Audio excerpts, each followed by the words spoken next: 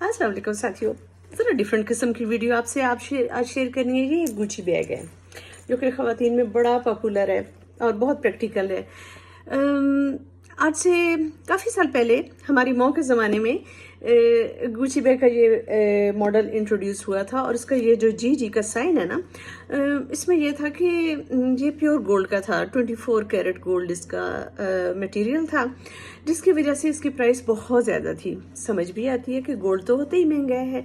फिर तकरीबन इन्होंने ना तकरीबन 20-22 साल पहले ना ये डिसाइड किया कि ये गोल्ड का नहीं बनाएंगे बल्कि ये गोल्ड प्लेटेड बनाएंगे, तो ये भी गोल्ड प्लेटेड ही है। अच्छा, उससे ये हुआ कि प्राइस कम होनी चाहिए थी ना, लेकिन इसकी प्राइस ज़्यादा से ज़्यादा होती जा रही है।